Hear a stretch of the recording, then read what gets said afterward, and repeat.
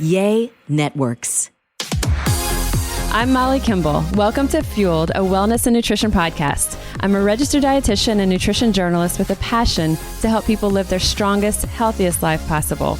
In my weekly TV segments and columns, there's a limited amount of time and space to cover everything, but there's so much more to share. This podcast is my opportunity to dive deeper into the topics you want to know about.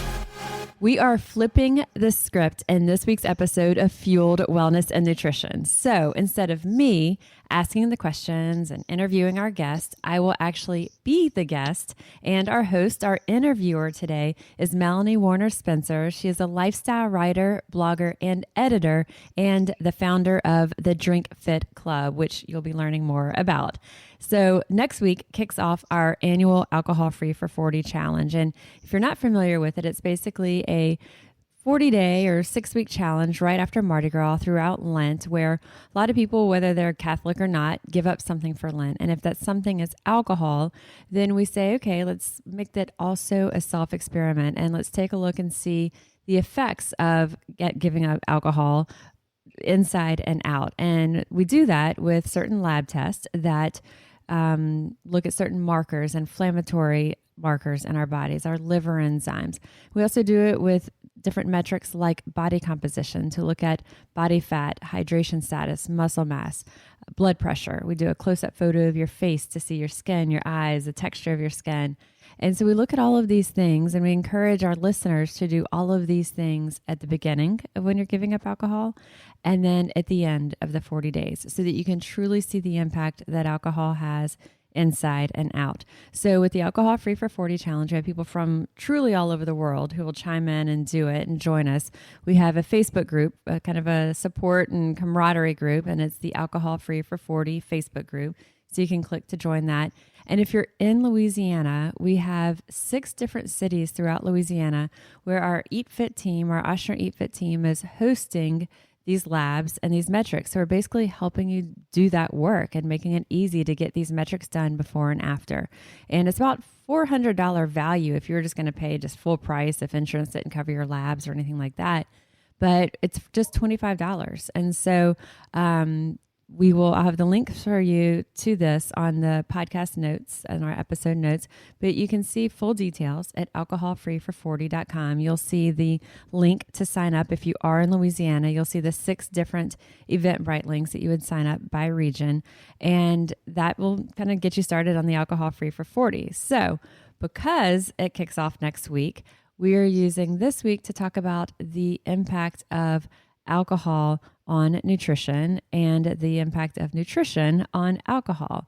And the reason Melanie is joining us is she's a skilled reporter, journalist, but she's also been an incredible advocate and supporter and participant of the Alcohol Free for 40 challenge for many years. So she'll be sharing more of her story, but essentially that's what it's about. So everything you've wanted to know, we'll be talking about today about the influence of alcohol on nutrition and vice versa. And again, if you're interested in joining us in this week's challenge, we'll link to the alcoholfreefor40.com. You'll sign up, get started. But if you're outside of Louisiana, you can still do it. Join our Facebook group. So with that, Melanie, I'm going to turn it over to you. Hello, Molly. Hi. Thank you for the lovely introduction.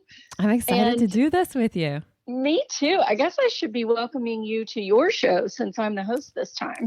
Thank you for having me. I'm so honored that you thought of me for this. Thank you. It's great to have you. And I can't think of anyone better to answer all of our pressing questions about how alcohol affects nutrition and vice versa. Well, thank you. I'm happy to be here. Thank you for including me in this. Absolutely. So do you want to dive right into my questions or do you want to hear something from me? Yeah, let's hear a little bit of your background and kind of, so you did our first ever, this is our 6th annual Alcohol Free for 40 challenge that's coming up, and you joined the first one ever. And since then you've kind of done here, made it a regular part of your life to do these Alcohol Free for 40 challenges, and you've extended them some, and you've kind of taken it even beyond that. So share with us a bit of that.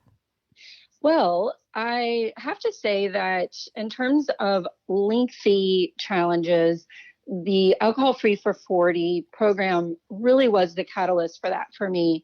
Prior to that, I had taken time off, a few days or a week or so, maybe 2 weeks at most over the years. And being a lifestyle reporter, that's sort of a hazard of the job, is that you're constantly around a lot of alcohol. It gets sent to work for taste testing. It is present at every event that you attend, whether it's an opening of some sort of boutique or restaurant or bar, or if it's even a meeting perhaps with sources that's happening over mimosas, or, there are just so many different events that truly include alcohol. And so you have to be mindful about your consumption. Otherwise, you can get into some pretty tricky territory with gray area drinking, or worse, full on addiction. So it's important, I think, for me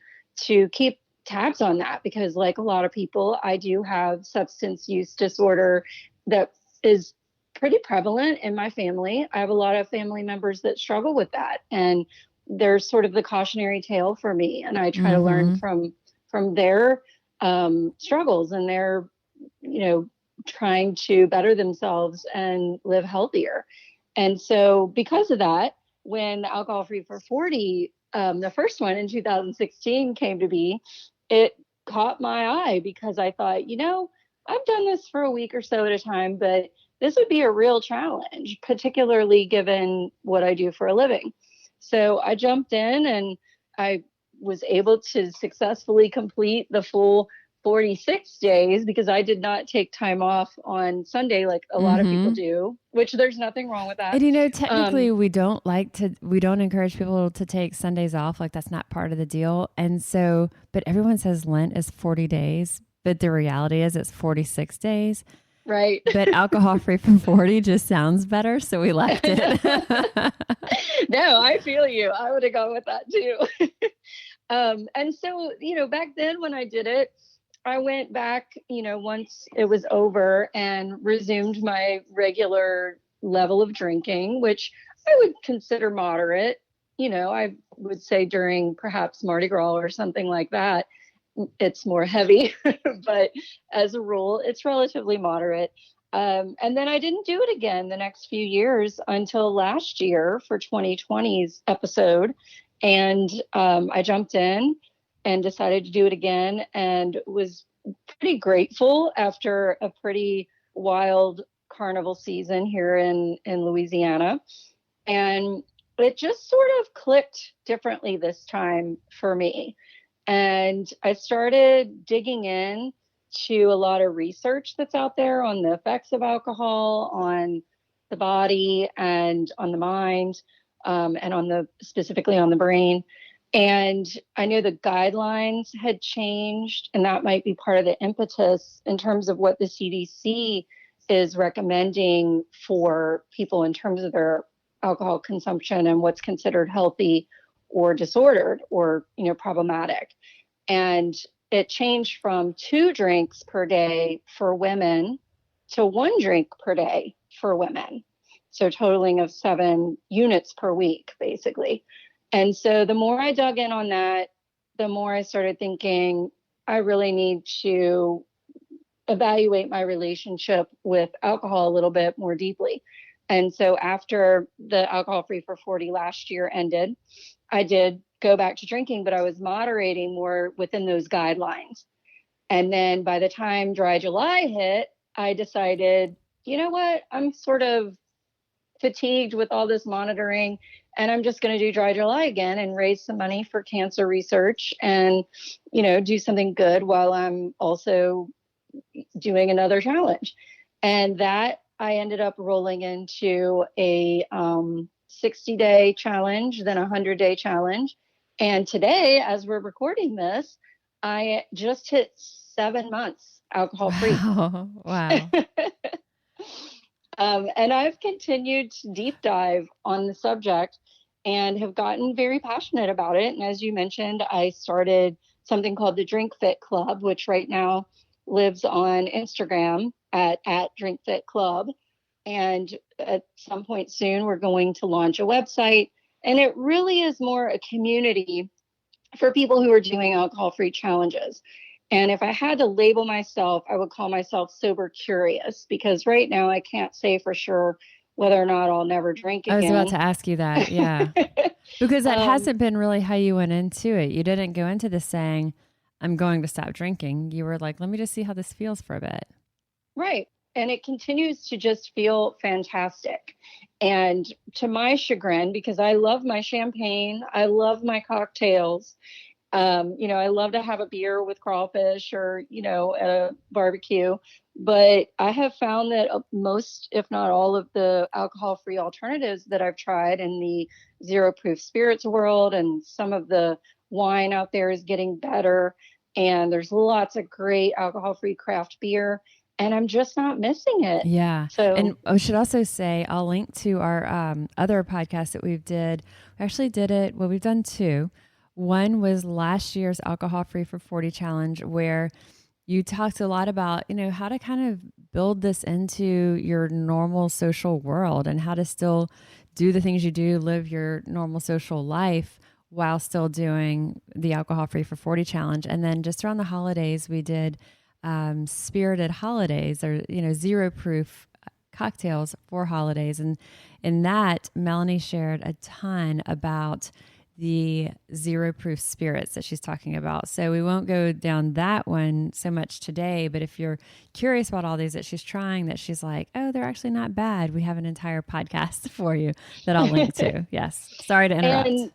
And to speak a little bit to what you work so hard on, Molly, the sugar and calorie count in a lot of these alternatives is much, much lower, if not completely sugar-free, for example, with a lot of them, than their foolproof counterparts. Yeah. So the fitness and the wellness are really wrapped into the ethos of a lot of these brands, which is nice to see.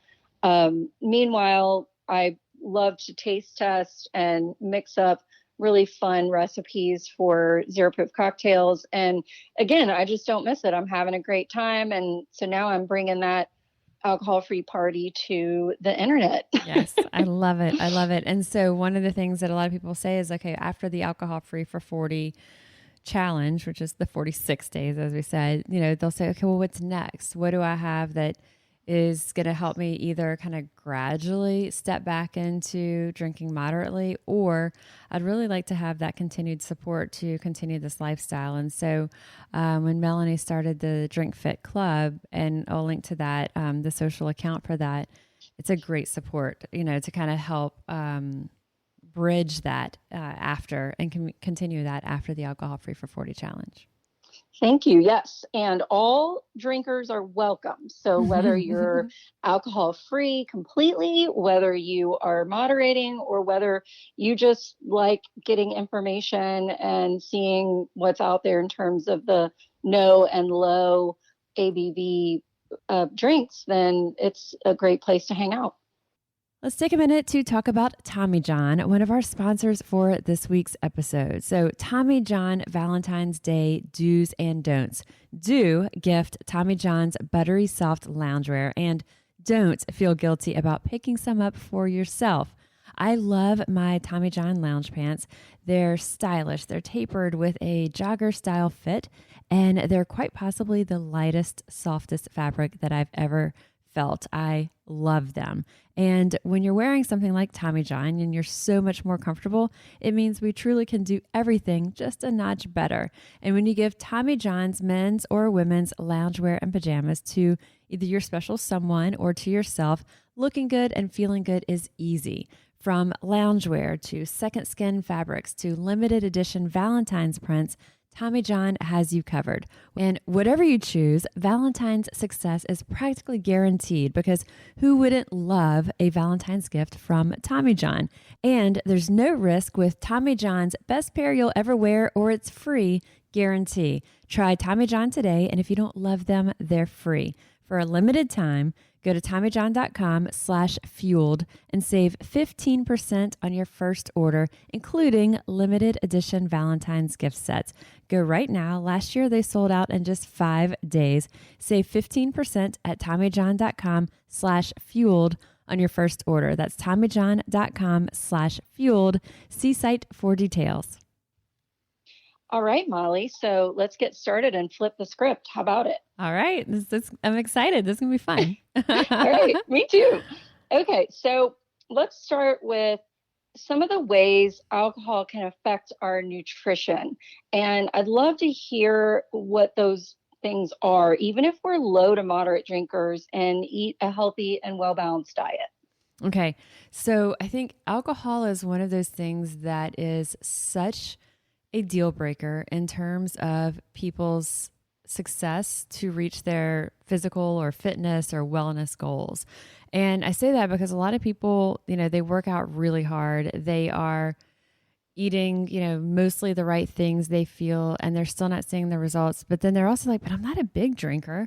I mean, I just have like 1 or 2 drinks, on average, but it might be most nights of the week, or it might even just be a few nights of the week, but it is hindering for some reason the success that they really want to see. And there's a bunch of different things at play here. And so one I would say is alcohol can definitely trigger cravings. And there's a bunch of reasons that we may reach for foods that we weren't planning to when we're drinking. And so, of course, we know that alcohol lowers our inhibitions. It lowers our willpower. So even after one drink or even less than one drink, we might find ourselves, feeling a little snacky, feeling a little nibbly, and we start reaching for things that we didn't have that intent to reach for before. It might be the chips that are on the table or the bread or rummaging through our pantry or whatever it might be, or just whatever's on the table if we're having drinks with friends or whatever. But there's also a few other things that go into like why. So number one is the inhibitions, the willpower is cut. As soon as we start drinking, that happens. Mm-hmm. The other thing is cravings. And this is partly because of the lower willpower we talked about, but it's also partly because of the influence that alcohol has on our blood sugar levels. So when we drink, alcohol actually causes our blood sugars to drop. And so with those lowered blood sugar levels, we are looking for that pick-me-up, and we're looking for things, especially carbs. And it might be, sugary sweet carbs. It might be salty, crunchy carbs, but a lot of times we're looking for carbs because we are experiencing that dip in blood sugar as a result of alcohol. And then lastly, I would say the dehydrating effects of alcohol. So even if we're just having 1 or 2 drinks, number one, that alcohol is dehydrating. It has a diuretic effect. So it has that property at just the alcohol that we're drinking. But the other big thing is it's displacing what else we would be otherwise drinking. So while we're having that cocktail, we're not hydrating as we might normally hydrate. And when we're dehydrated, our energy drops. We feel pretty sluggish.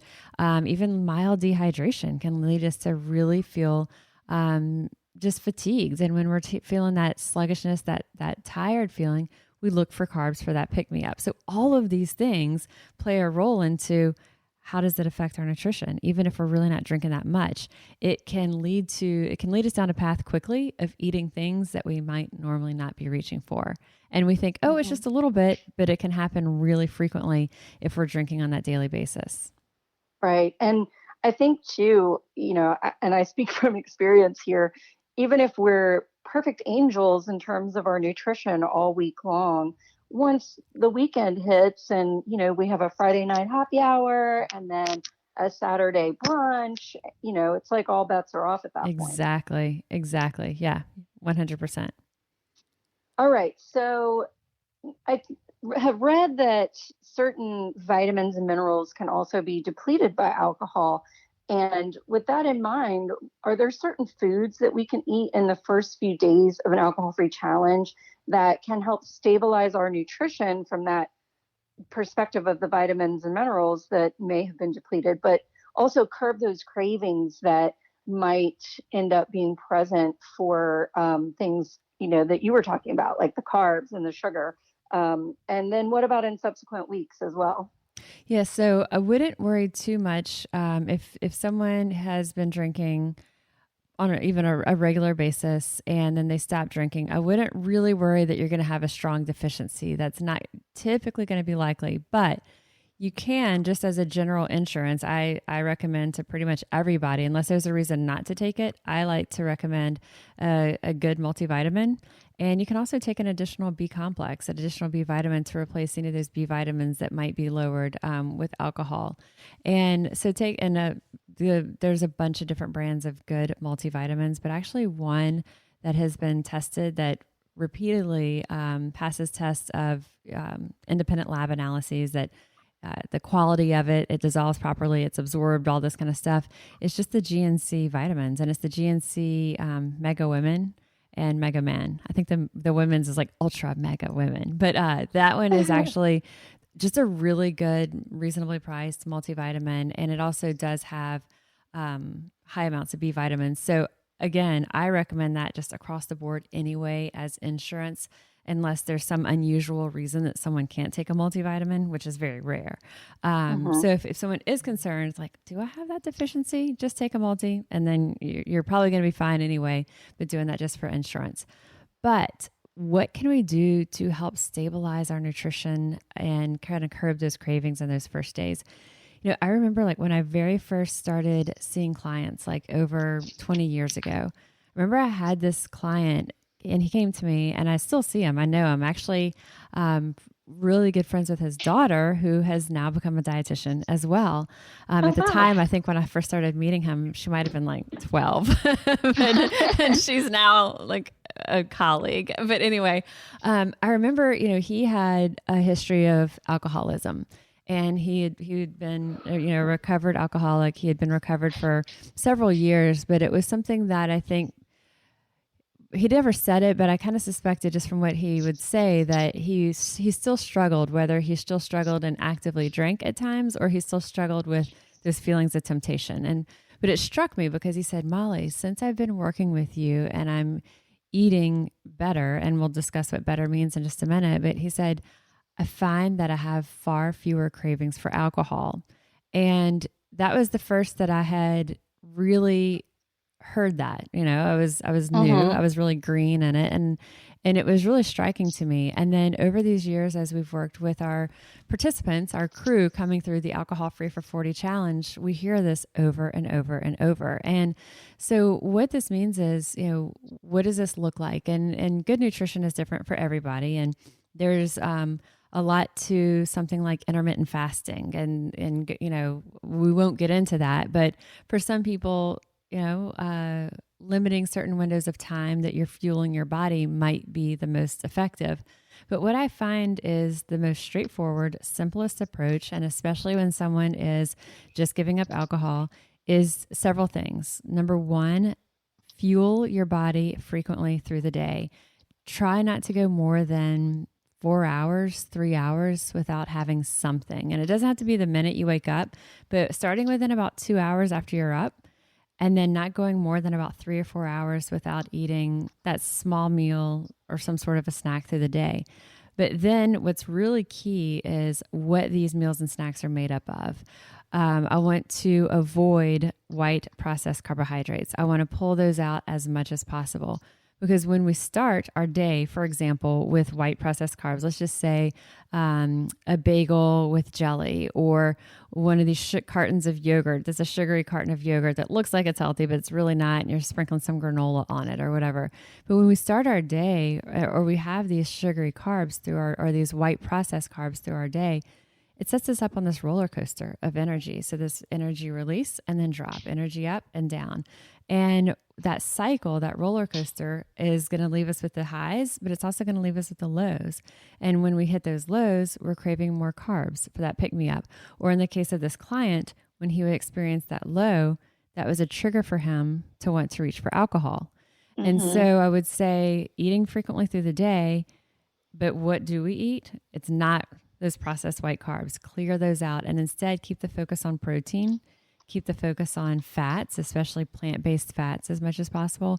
And then the fiber-rich vegetables and fruits, and getting your carbohydrates through these types of foods versus the pastas, breads, etc. So the eating frequently through the day and eating the small frequent meals sounds really, really basic. And it is, but what a lot of us don't do is really keep that emphasis on protein. And so I would say whatever that breakfast is you're doing, if you're doing oatmeal or you're doing cereal or you're doing whole grain toast, and that's not enough. We've got to make sure you have protein. And so that might be in the forms of an egg or cottage cheese or Greek yogurt. There's a lot of different plant-based protein powders that you can, blend into unsweetened almond milk. There's so many different things we can do, but we've got to get that protein in there and have that be what's frequently through the day. And that will make a big difference in keeping you stable there. Excellent. And that really hammers home something that I have seen over and over again in different communities that do these alcohol-free challenges, or the sober curious community. And that's what you said about how it's just so basic to feed yourself every few hours, but it does stave off the cravings. And, simple things like getting enough sleep, feeding yourself throughout the day, and taking little breaks, and really just those ways of taking care of ourselves, getting a little exercise, getting a little sunshine. Movement, yeah. Those are great ways that I have found to not want to have a drink at happy hour so much, so if your routine or your habit is that you skip snacks and meals, for example, so that you aren't going to have too many calories at happy hour, then find a way to indulge in something else that feels good for you, like a snack, like a healthy snack, to replace that happy hour fix. I agreed 100%. And I think, the thing that we see, and you and I've talked about this too, and you've seen the comments from other people going through the challenge in the past, is the sugar cravings are real. Like when someone is giving up alcohol, we've mentioned the pre-challenge and post-challenge metrics. And so people come in and they're doing their body composition, and the first few years, I'm like, what is going on? This person has been 100% alcohol free, but their body fat went up. Like, this isn't making any sense. And then confession time.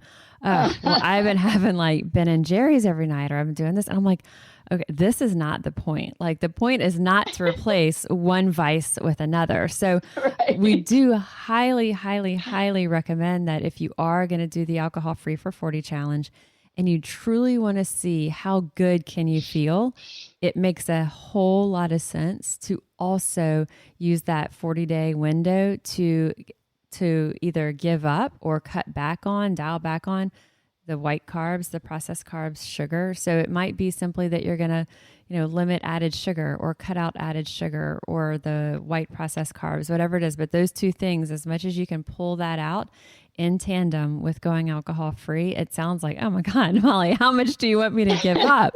But by doing that, it'll actually make it easier, and you'll truly see the benefit. And I think too, that that's part of the reason that back in 2016, when we first started the challenge, not that you didn't recommend that we not rely heavily on sugar, but I didn't really pay attention to that.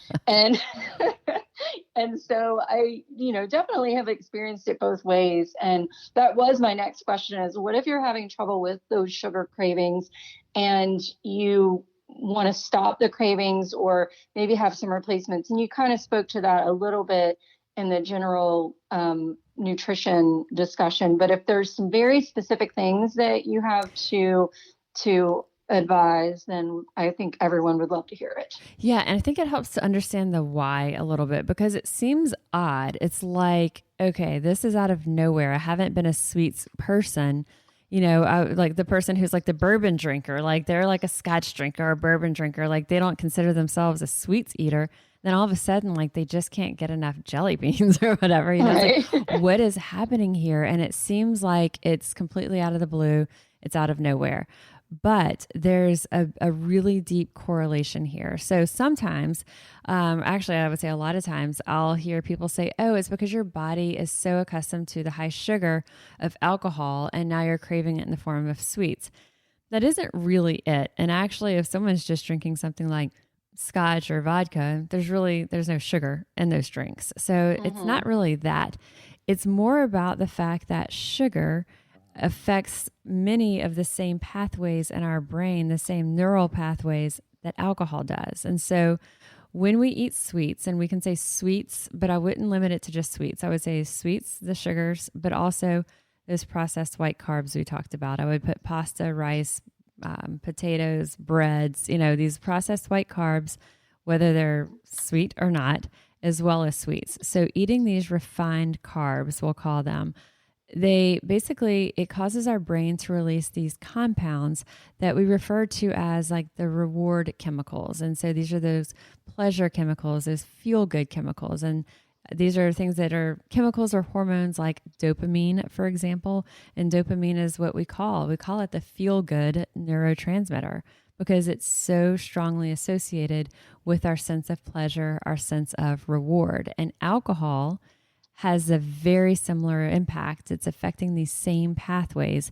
as those refined processed carbs. And so the feelings that we get, that flood of dopamine that is produced, the response that we get, when we consume sugar, but also when we consume alcohol, they're really similar. And so that dopamine rush, it can leave us feeling euphoric. And I've had people describe it, as they're eating. Some people are really, really sensitive to the effects of those refined carbs. And so, it truly can elicit a strong sense of euphoria. And for others, it might be milder. You might not really put your finger on it, but instinctively, our bodies know it. And so we're turning to these foods to get that same reaction. But it's really important to also note that reward, or the feel good that we're getting from it, it's fleeting, it's transient. It's truly lasts, not much longer than the action of eating these items itself. So it's so short-lived. And again, that's part of what sets us up on that spiral, on that roller coaster. Okay, no, that's great. And I've also, and I've experienced this, so I feel like I can say it's not just something I read somewhere, but my research indicates that we can retrain our brains when it comes to those neural pathways. So whereas typically we would reach for the glass of wine when we get home, and that's the neural pathway that has been created, and it's very difficult at first to not go down that path because it's well worn and it's easy. But if we switch it up and we have a different thing that we're reaching for, whether it's a healthier snack, or like I was saying earlier, going for a walk or something else that also makes us feel good, we create a new neural pathway, and that other one starts to kind of grow over a little bit. You're absolutely right. And it's whatever that replacement behavior is that we're looking for. And I remember the first time I did the alcohol-free challenge, and I can't remember if I shared this story with you or not, but I've shared it before. But we would go to this restaurant that was right around the corner from our house, and we would go there often. And the type of restaurant it was, I would usually get a glass of white wine. And I remember the first time that I went in there doing the alcohol-free initiative, and I sat down, and it was so weird to have the words come out of my mouth to say, I'll take a sparkling water. And it was like I had to push I'll take a sparkling water, 5 words. I just had to push each of those 5 words out of my mouth. It felt incredibly unnatural. Like it was just such a strange feeling. And then, I did it, and it happened, and I drank it, and it was fine. And then I was like, okay, wait, I didn't miss that. I enjoyed this dinner. I enjoyed the conversation around it. I enjoyed everything about it. It wasn't tied to that, the glass or glasses of wine I was having that caused that. So that was one of those, for me, neural pathways that you're talking about, that I had to really retrain my brain, and what even like words were coming out of my mouth. And then I think you're absolutely right that what is that thing that you've been doing? We call it the witching hour. What are your witching hours? And for a lot of people, it's the transition time between their day. And for many people, that's work and then home and relaxing. And so people use alcohol as that crutch to help with that unwinding. And it becomes that witching hour. It's part of that habit. It's like those words coming out of my mouth. But then what are we going to do instead? And so we might, like you said, lace up your shoes, you go for a walk, and you're going to get that endorphin rush. You're going to get those feel-good chemicals that are generated from that. But it's hard to believe it, that's going to happen. It really is. It's, I think, something that people have to just, even if it feels awkward or unfamiliar at first, to just try it. And one of the things that helps, I think, is going into your alcohol-free challenge with a healthy sense of fun, adventure, and experimentation, and just try, 20 different things, because maybe only 3 of them will work, but you'll find those 3 and you'll be thrilled. And they can stick with you well beyond the challenge. Yeah. Absolutely. Good point. Let's talk for a minute about Billie, sponsor of this week's podcast and an Allure Best of Beauty winner. Self-care and routine are more important now than ever. So whatever you're using to get ready for the day should help you feel amazing. Billie has recreated everyday essentials by delivering premium razors and high-performing body care directly to you. Go to mybillie.com to get their starter kit for just $9. That includes their award-winning razor, 2 refill blades, and a cult favorite magnetic holder. I love Billie's products, and you will too. They leave our skin feeling so soft. And to express just a little love for our show, go to mybillie.com/fueled. It's a small way that you can support us while also getting the best razor you will ever own. It's just $9 to get your starter kit plus free shipping always. Go to mybillie.com/fueled. That's spelled mybillie.com/fueled. I'm going to switch gears away from what we've been talking about. It's still related, but it's, I think, something that's still a little mysterious to me and maybe also to some of the listeners. But every time I read an article about health or wellness, I feel I keep hearing the words gut health. And it's just, a buzzword almost, or phrase. How does alcohol affect gut health? And is that important? And if so, why is it important? Don't you love it? It's always just our gut. Everything apparently goes back to the gut. And everything does. Our team of dietitians at Oshner Fitness Center and myself were actually, I'm joining them. They're doing a continuing education series of workshop of integrative medicine, complementary nutrition. And it's one of those things that's always better with the buddy system than doing a self-guided module if you got someone to do it with you. So the 3 of us are doing it each week. And this past Thursday was all about the gut. And it is incredibly impressive. Basically, everything does come back to your belly. And, the things that are regulated there because of, what you'll read about is our gut flora. And a lot of times it's referred to as your flora, but it's the microbes. It's all of these, the bacteria, the microbes that make up this gut flora. And this is key to our health. And it's not just our health for digestion. I think a lot of people think about your, all the quote, good bacteria, and people know that for years. I remember my grandmother when I was little, like decades ago, if you're taking antibiotics, it's going to kill off that good bacteria. You need to eat some yogurt, for a long time, I think we thought the gut bacteria, that gut flora, was just linked to our GI issues. If someone had, constipation or diarrhea or whatever, we knew it would be related to that. But we didn't realize just how far reaching it is. And so when we look at our mood, when we look at our immune system, we look at basically every aspect of our whole body well-being, our physical health, our mental health, it's all tied into that gut flora. And what's interesting is that there's a lot of things that can negatively affect the bacteria, the little good little bugs in our belly. Things like we said, taking antibiotics, like, of course that, but not getting enough vegetables or fruits. And the reason is those are really fiber rich. And the fiber in these is what's called prebiotics, which is basically the food or the fuel for the probiotic rich bacteria. And so antibiotics, not getting a lot of fruits and veggies, not exercising regularly, all of these things can negatively impact our gut bacteria.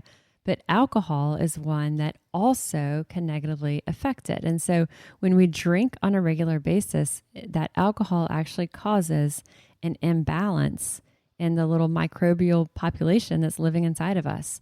And the imbalance of these microbes compromises our immune system. And there's something that you'll hear sometimes referred to as leaky gut. And so if someone's like, okay, they're already talking about my gut health, but now I've got my leaky gut. But basically what leaky gut is, it's a hyperpermeability of our intestines. And that means that the compounds that are supposed to stay in our intestines don't. And so these things that are pro-inflammatory or possibly toxic that are supposed to be staying in our gut and then excreted, they're not. They're actually permeating the intestinal membrane, and they're making their way from our gut into our bloodstream. And when that happens, that's where, again, inflammation, compromised immune system, that's going to lead to a whole other cascade of other completely unrelated conditions that we're talking about as well. So all of that, like when you said everything comes back to the gut, it all comes back to the gut. And alcohol, looking at that as a key factor in causing that imbalance in the microbes that we really want to keep as healthy as possible. Wow, that is so fascinating, because for the longest time, I'm going to be honest, I just thought it was some sort of woo fringe. Yeah. When you hear about your leaky gut, you're like, Yeah. all right. And then the more I started looking into it, the more I was like, oh my God, am I treating my gut well? What do I need to do? And then you're like, I'm so sorry to what I would have done to you. Right. Yeah. And I've been driving my husband crazy with it, because, it's like, okay, we have to cultivate the good stuff in our gut, and, really baby it and make sure it's healthy. And people go to some real extremes to cultivate the good bacteria right. in their belly, and some bizarre extremes. Yeah. So yeah, if you're just having some kombucha and yogurt, you're good. Right. Yeah, I'm not going too crazy, but trying to get my husband to eat yogurt is probably making him think I'm crazy. That's funny. Yes. Okay. Well, thanks for demystifying that. I feel like we're still learning so much about gut health that it's not something that every single person has learned everything they can about it. So no, you're right. It's something that, the science is still emerging on it. I think when you say we're still learning about it, everybody's still learning about it. I think there's a lot we know, but there's probably even more that we still don't know for sure. Okay. So one of the most obvious benefits of going alcohol-free or taking a break is giving your liver a break. Are there foods or supplements that aid in supporting and healing the liver? Because it's a very resilient organ. Apparently just taking a break really gives the liver a lot of advantage to do what it needs to do. But are there things we can do apart from just stopping for a while that can support that as well? Yeah, so that's a really good question. It's something that people worry about for sure. And so we know that the majority of alcohol metabolism happens in the liver. And this fact makes our livers especially susceptible to those effects of alcohol. And drinking on a regular basis, and drinking in excess on a regular basis especially, can lead to a condition called fatty liver, and essentially inflammation of the liver. And of course, it can progress to more things, cirrhosis and other types of liver damage. But cutting out alcohol can reverse that fatty liver disease. But those more progressive forms of liver damage are not reversible. So if it's an enlarged liver or chronic inflammation of the liver. That might not resolve, and cirrhosis is not likely to resolve just from stopping drinking. And so it depends on how extensive the damage is of whether or not it can be reversed. And so for most people, I would say if you've been a mild to moderate drinker the majority of your life, it's probably nothing to worry about, you know. But if you know that you had several really hard years in there or longer, or that you've had not quite a balanced relationship with alcohol, that you've used alcohol in excess on a regular basis, then it is something to talk with your physician about. Something like a liver ultrasound can help kind of get a peek at what's actually going on in there, what it looks like. But when we look at, what can be done about it, as we were talking about earlier, well, of course, stopping drinking is number one. And then things that also just are not great for our bodies and our liver, the sugars, the white carbs, let's pull that back, exercise, sleep, self-care, all of these things are going to play a role in advocating for our healthy liver. And then two supplements that I would look at. One is milk thistle. And milk thistle can help to lower the levels of enzymes that are associated with liver damage. And the second is licorice root. And this might help to reduce the inflammation in the liver and also to help regenerate the damaged liver cells. So if there have been cells that are damaged, licorice root can help to regenerate. So those two, milk thistle, licorice root. And of course, I'd also say, if you're on any other medications or you have any other existing conditions, talk with a pharmacist before you're adding these in, just to be sure that everything's all good. But those are pretty mild, but you still want to be sure that there's not going to be any interactions with other medications or anything else you might be taking. Okay. I've heard about milk thistle, and I do have a few friends that use it to help balance out their drinking endeavors, but I had not heard about licorice root. So that's very interesting. And it would be like, especially if someone's an active, excessive drinker and then they're taking their milk thistle to offset it. I mean, it's better than nothing, but you're still putting the toxins in there. Yeah, it's a Band-Aid, exactly. Yeah, I definitely. Listeners, I do not recommend that. But, we're here to do some real talk. So we know that there are probably folks out there that are doing it. Yeah, exactly. All right. To, take it down a little bit. I know we're talking about some heavy stuff here, but we'll get to more fun stuff. I did want to bring up COVID, however, because obviously it's still on everyone's mind. We're still in the thick of it. Waiting for everyone to get the vaccine and get some herd immunity going here. So until then, can you talk a little bit about how alcohol affects the immune system and how that relates both to the pandemic and just immunity in general, which you did talk a little bit about, but maybe go into that a little deeper. Yeah. So it's interesting that alcohol on a regular basis, most types of alcohol on the regular are shown to weaken our immune system. And it's interesting too, when someone is in line to have their vaccination shot, consuming alcohol in the 48-hour window before or after I would recommend avoiding it because it might interfere with the effectiveness of the vaccine. Not every study has shown it. There actually hasn't been a whole bunch on it, but there has been some. And so I would say, don't chance it. If you know that you're up for getting your shot, avoid alcohol in the 48 hours before or after that. But so alcohol weakens our immune system. Drinking on a regular basis basically can impede our body's ability to fight off infections. And especially if someone is like, quote, binge drinking, that can definitely, for up to 24 hours, you're more susceptible to getting sick, to getting an infection. And when we look at like what research shows us, we look at about 14 drinks a week, which is about 2 a day on average, which doesn't seem like a crazy amount to people. That has been shown directly to suppress our immune system. Other research has shown that even smaller amounts, though, can affect the immune system. So there's a lot of different ways that can happen. Of course, there's the gut correlation we were talking about earlier. So our gut is typically, well, it's one of the first points of contact for alcohol. So we're drinking it, so it's hitting our lips and our mouth. But very quickly, our GI system is that first point of contact for alcohol with our bodies. It's also where that alcohol is absorbed into our bloodstream.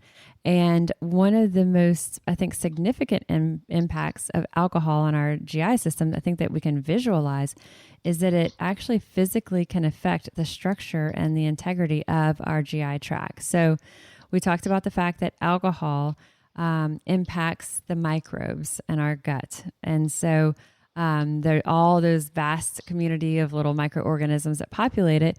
Alcohol is going to impact the type of microbes that are there and also how many of them. And these microbes are directly related to the development and the function of our immune system. So when we're talking about the fact that alcohol in our guts can disrupt this balance of these little microorganisms, those microorganisms are supporting our immune system.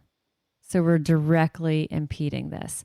Alcohol interferes with basically how these microbes communicate with we think about our immune system, and what is our immune system? Our skin is part of our immune system, but our intestines and the lining of our intestines is also part of our immune system. So when we talked earlier about that permeability and things being able to go from our gut into our bloodstream, all of that is connected to as part of our immune system. So when we look at how alcohol affects these microbes and the number of them, those in turn affect our immune system directly.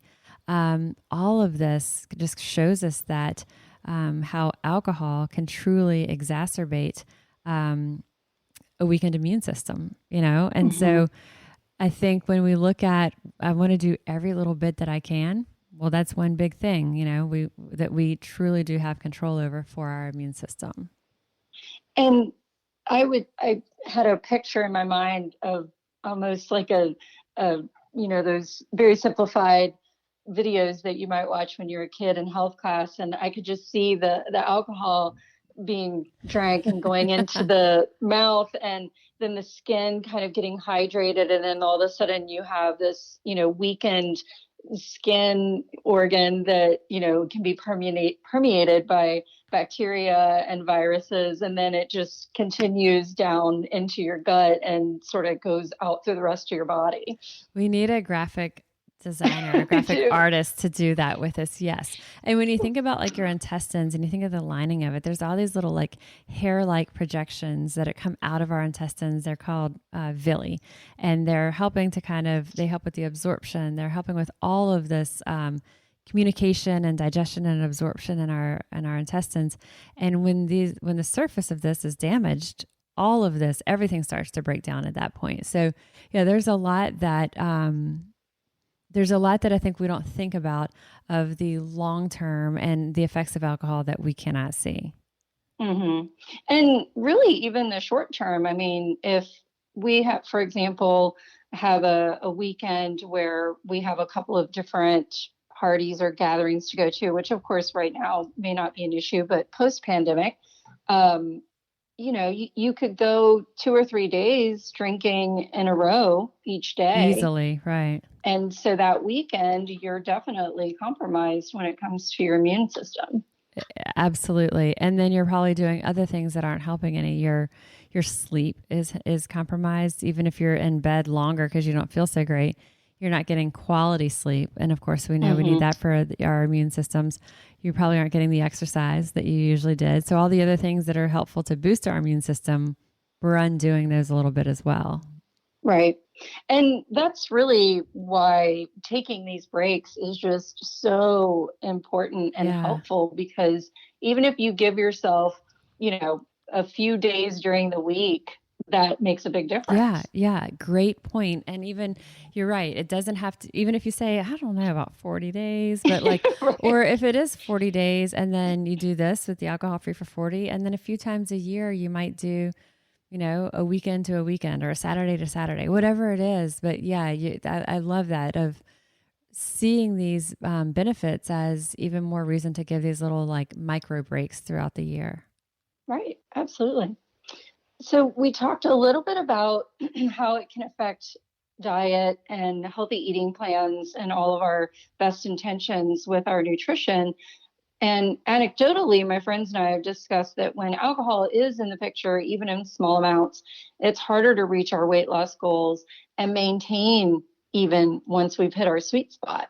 So does it affect metabolism? Like, what is the relationship there?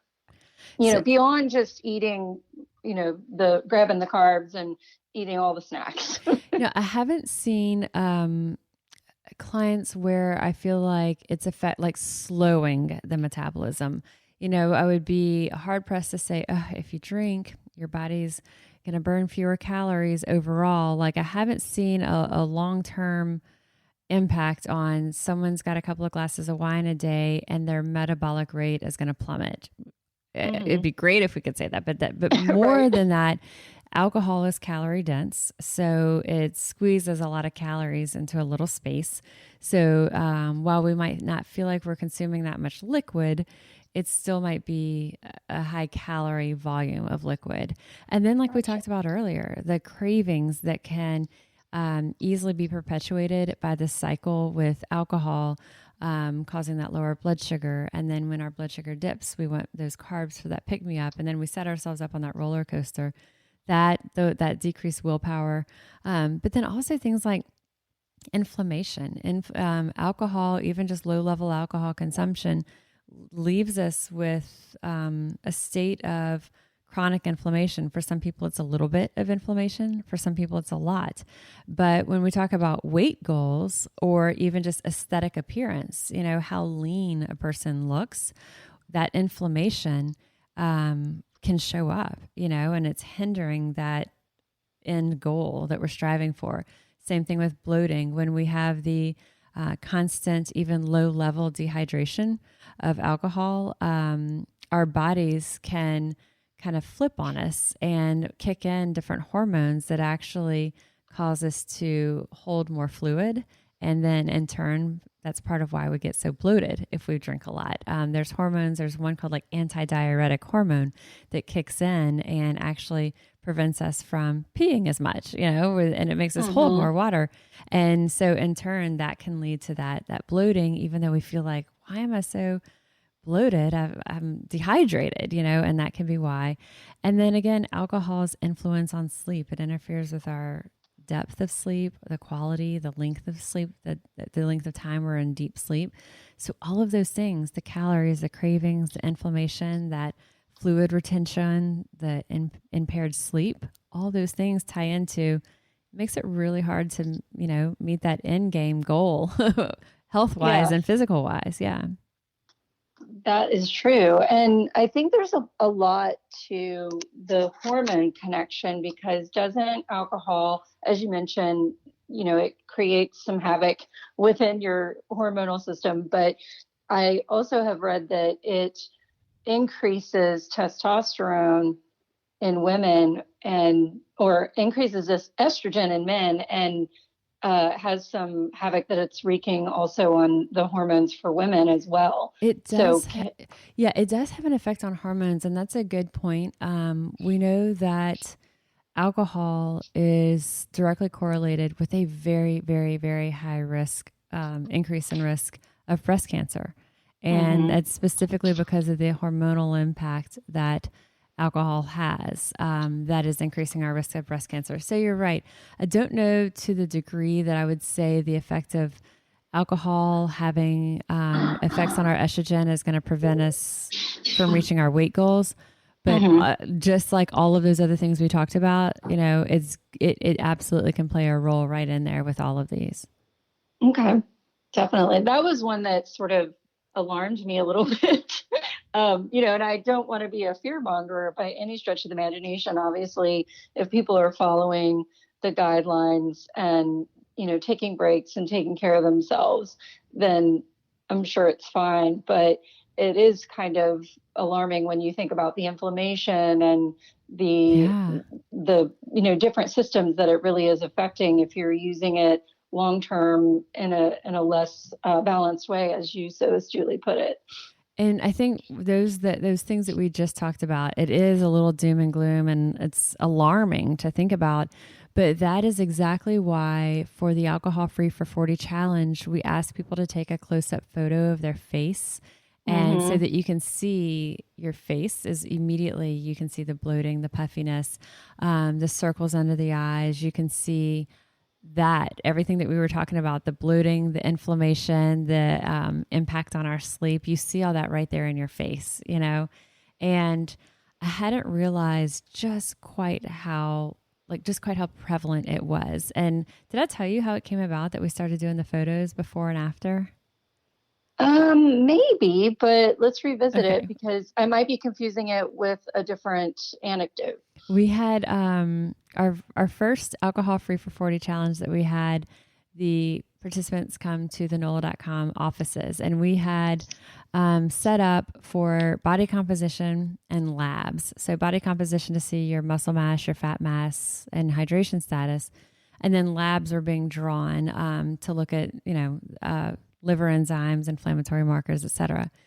At that point, we didn't have somebody set up for blood pressure. We didn't have a station for that yet, and we didn't do the photograph. And that year, at the post-challenge event where we had people coming back, I had so many people tell me that they had seen an improvement in their blood pressure. And I thought, oh my gosh, how did I not even think to get a blood pressure cuff out here too? So the next year, all right, y'all, we're adding blood pressure to the mix here. But there was this one guy, and he had been emailing through. He was just he was like the funny guy that always had like kind of the witty comment, but was, really funny, but with like the snarky sense of humor, but also had really good intentions, And so he comes up to me after, and it's at the post event, and he said, actually, no, it was at the beginning. It was at the first event. And he said, well, I'm here for my picture. And I said, well, no. I said, your labs are over there, and over there is your body composition, and pointing in the directions. Well, right. I thought I was going to get my picture taken too. And I'm thinking, is he joking? And I realized he's not joking.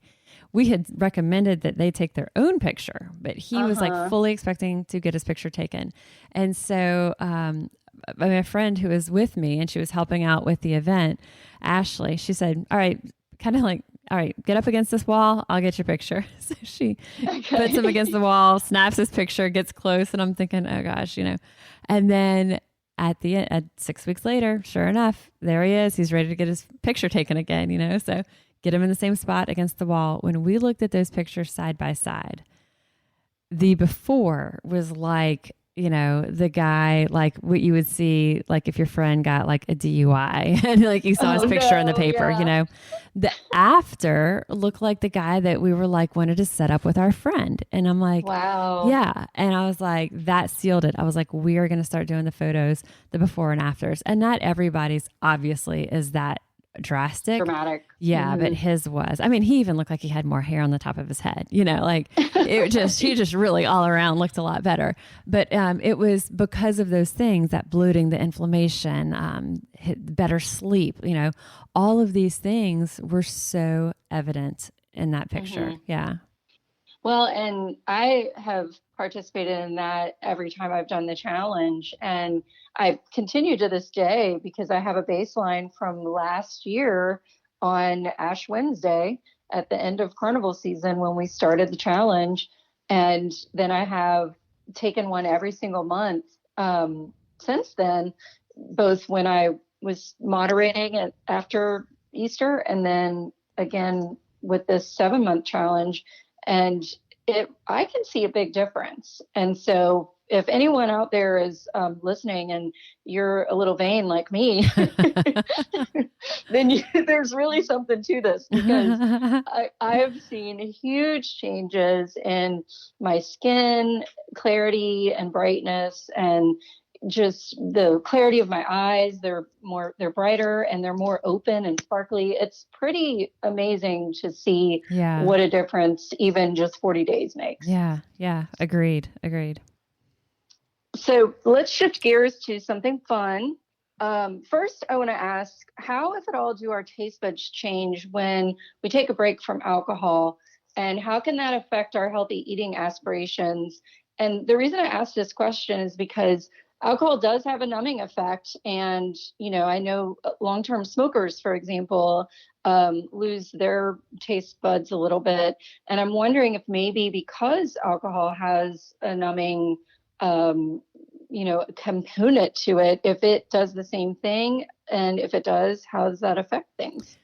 That's not something that I've ever read or heard feedback about. I think it's an interesting question. But as far as I'm aware, and our listeners might know otherwise, but as far as I'm aware, I haven't seen anything that shows that there would be a significant change in how we perceive flavors and taste.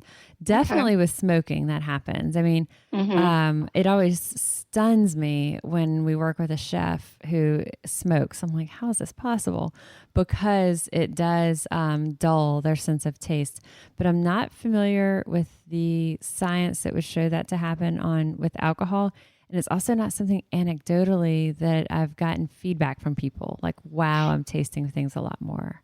Okay. And the reason I ask is because I have seen some folks posting online asking that question, and it may relate back to the fact that they suddenly have an enormous sweet tooth or are having these other cravings because maybe they're not, taking care of themselves with good snacks throughout the day. But it was something that was, presented a few times over the past few months. And I thought, okay, maybe there's something to that. There could but I guess be, it's good but to not know. that I'm aware. And like I've looked into a whole bunch of the different aspects in the years that we've done this, and that's not one that I've seen. So again, if someone's listening to this and you're aware of something, please tell me. Let me know. Yeah, I would be very interested. I haven't experienced it personally, but it might be a thing for some folks. I think what people may be perceiving as, oh, my taste buds are changing, I'm craving ice cream, might be these other things we talked about. It's not necessarily their taste buds. It's all the other things in our brains and our wiring and the reasons we're reaching for these foods, the reward that we're getting from them. It may be tied to all of these things more than we have a more acute sense of taste or smell with this. Right. Okay. So to end on a fun note, and because we're kind of talking about snacks, what are some healthy swaps for both savory, salty nibbles that people often enjoy when they're at happy hour, for example, or about those sweet swaps that, if we're craving something sweet, what can we maybe replace those things with? So I think a lot of people like dips, like dippy things, because it's something to do, and so like, chips and dip or guacamole or whatever. So of course, there's healthier, different versions of chips that are, some are truly good for you. Some are just better for you, but there's things like, black bean chips. There's the Parmesan crisp that are just cheese crisp, and you've got to watch how many of those you have. But I was just about to say, those are deadly for me. They're deadly. I buy them in the single serve bags. So it's like, it's limiting in that way. And then there's so many different types of, healthier, many of the veggie chips, I'll say though, in the chip aisle are just simply like rice or potato, and they're really not true vegetables.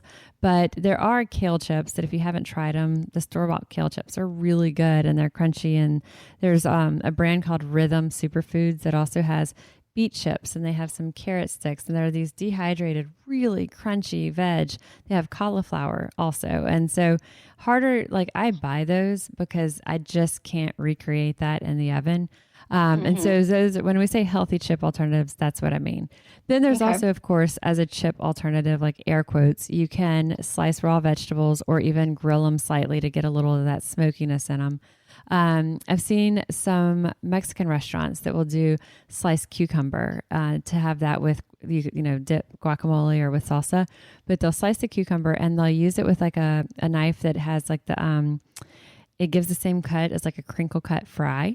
Oh, And then they'll sprinkle a little bit of a spicy seasoning on it. So it's not just cucumber slices, but they're cut a little cool. They have some spicy seasoning and then using that as a dip. But if you're using vegetables as a dip, what I would say is you got to make your dip something you really like, because the vegetables then become just a vehicle for this dip, and you care less that they're a vegetable and not your salty kettle chips or whatever.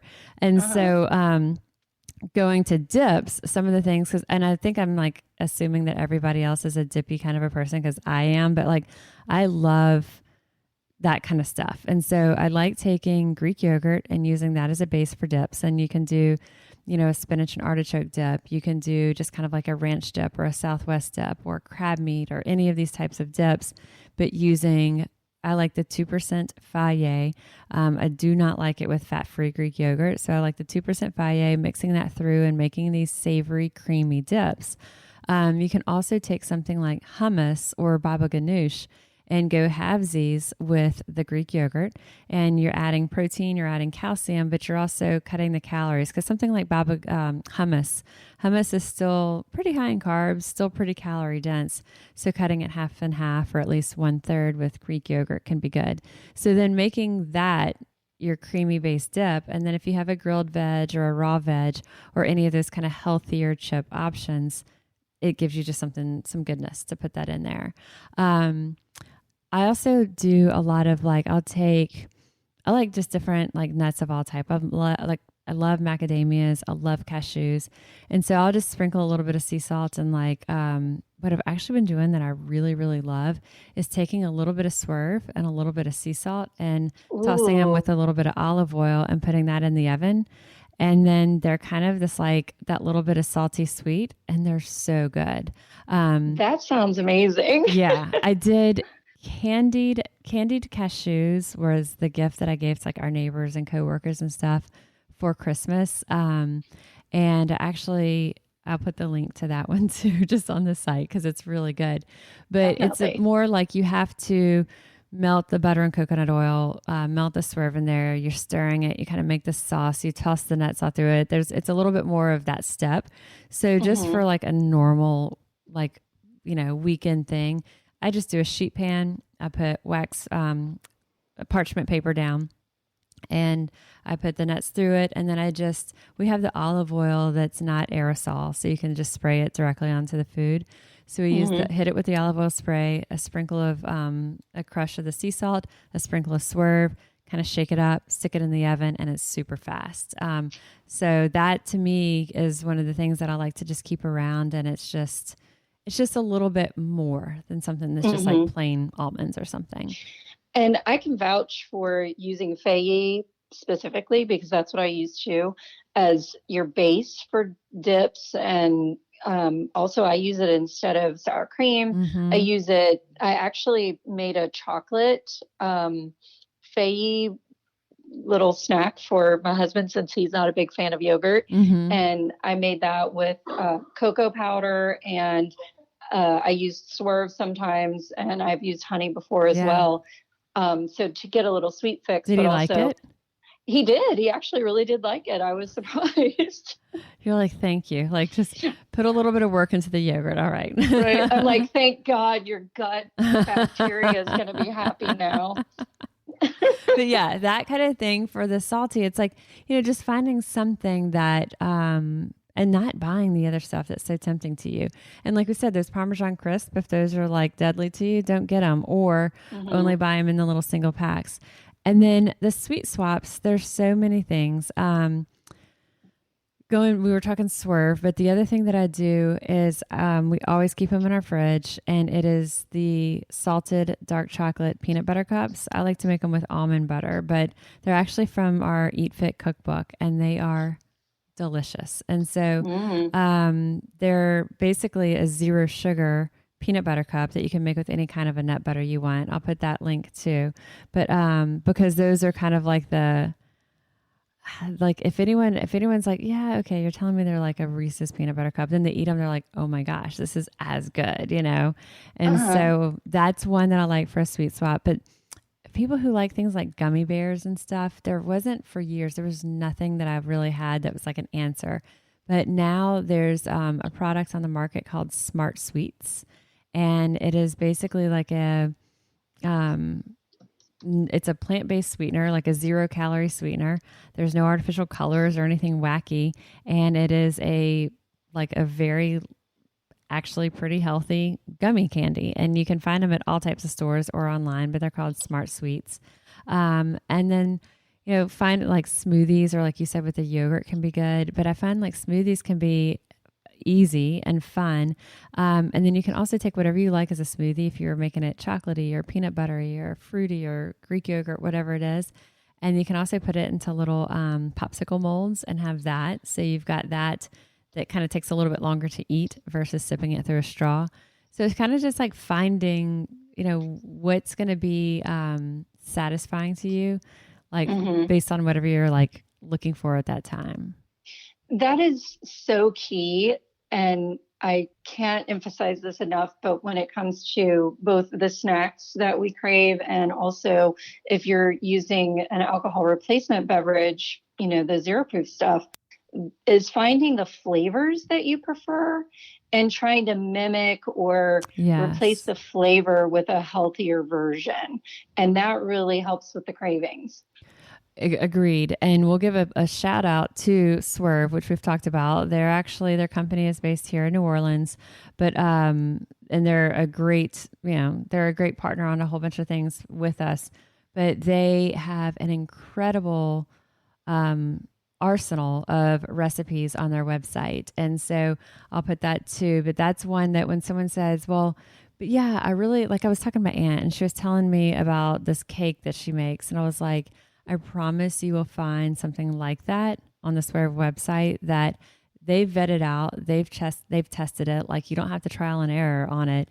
They have so many different things, from like cookies to the candied pecans to cakes, cupcakes, all types of things. There's just like, it's truly endless. And they have a lot of different ways that you can make simple syrups and infused simple syrups with Swerve that you could use in your zero proof cocktails as well. Mm-hmm. So, yeah. And I'll just say where Swerve is concerned, the 3 ingredient peanut butter cookies that you have on the Eat Fit app, I think, those are so good. And those are made with Swerve, and they're so easy and really tasty. Yeah, thanks for the plug on that. Our Eat Fit smartphone app. So you download the Eat Fit app. It's free. Just put Eat Fit. And the recipe that Melanie is talking about, literally it's 3 ingredients. It is peanut butter, or you can use almond butter. It's eggs, and it's Swerve. But you can't even believe there's not flour in there, that there's not sugar in there. They're really, really delicious. And so it is. And that also is on Swerve's website as well.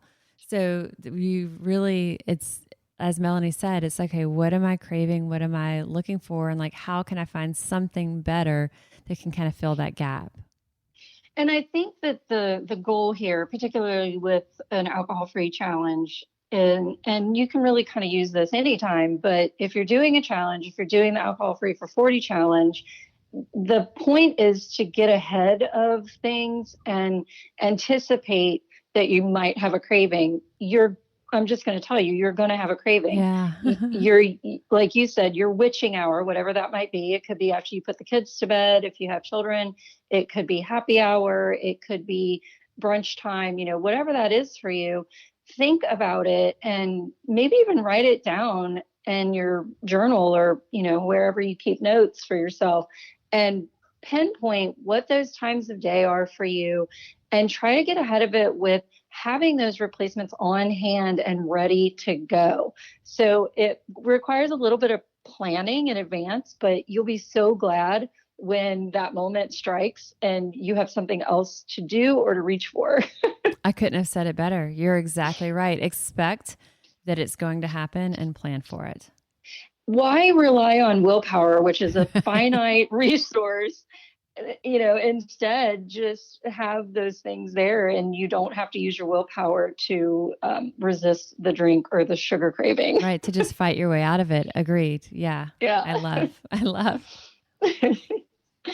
Well, those are all the questions I have for you, Molly. Do you have any for me? I think I loved your questions. I think that we've covered a lot of it. It's, I really appreciate you doing this, because it's fun to be able to kind of, You have such insight, such experience with it. And again, you coming in it as a journalist and, framing up these questions, I think we did a good job of covering a lot of it.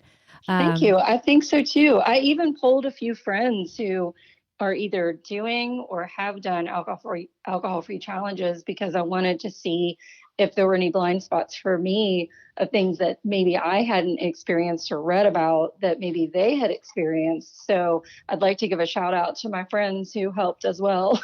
Yes, thank you. Thank you. It is a village with all of this coming together and kind of pooling the resources and having that support and that camaraderie.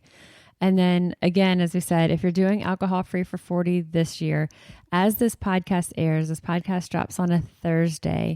Alcohol free for 40 will be starting the week after this podcast drops. And so again, you can go online, alcoholfreefor40.com through Sunday night and sign up for it. $25, get your labs done and your metrics done pre and post.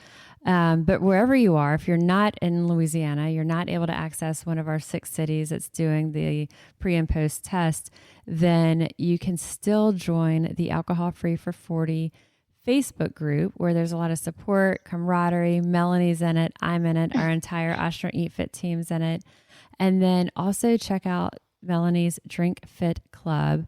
You can find it in Instagram right now and look for it as a website resource that will help with kind of that longevity and that transitioning to help with that support after the Alcohol Free for 40 challenge as well. And I absolutely encourage everybody to join the Alcohol Free for 40 and the Drink Fit Club because it's all about having that support and that community of people who are going through the same thing you are. So you can either commiserate or get tips. It's just a lot of fun and people joke around. It's a great time. I love it. Anything else for us, Melanie? I don't think so. I think we really dug in today. Yes. Thank you. High five. I wish you were here with me so we could really celebrate in person. But I am grateful for you flipping the script with me for this week's episode. Thank you. It was a lot of fun. So I hope you enjoyed this podcast. Let me know what you think of this approach of flipping the script. And a tremendous thank you to Melanie Warner Spencer. Again, you can find more about her Drink Fit Club on Instagram, and I am linking to it in our episode notes. And remember, next week kicks off our annual Alcohol Free for 40 challenge. If you're interested in joining in, you can find full details at alcoholfreefor40.com with the link to sign up for both pre and post challenge metrics so you can see the difference before and after. We've got it available for you in 6 cities across Louisiana: New Orleans, Baton Rouge, Lafayette, North Shore, Shreveport, and Monroe. But if you're not in one of these cities, you can still do the labs on your own through your own healthcare provider. And regardless, wherever you are, join our Alcohol Free for 40 Facebook group for support, camaraderie, and tons of ideas throughout the challenge. As always, let me know how things go, especially if you sign on for the challenge. I always want to hear about it. I am registered dietitian Molly Kimball, and you've been listening to Fueled Wellness and Nutrition, the podcast. If you would like more Fueled Wellness and Nutrition, please head over to mollykimball.com, and you can follow me, Molly Kimball RD, on Instagram, Facebook, and Twitter. And if you haven't yet, please go to Apple Podcasts and subscribe, rate, and review this podcast. Join us next week for another dose of Fueled Wellness and Nutrition. Thanks for listening, and stay focused on living your strongest, healthiest life.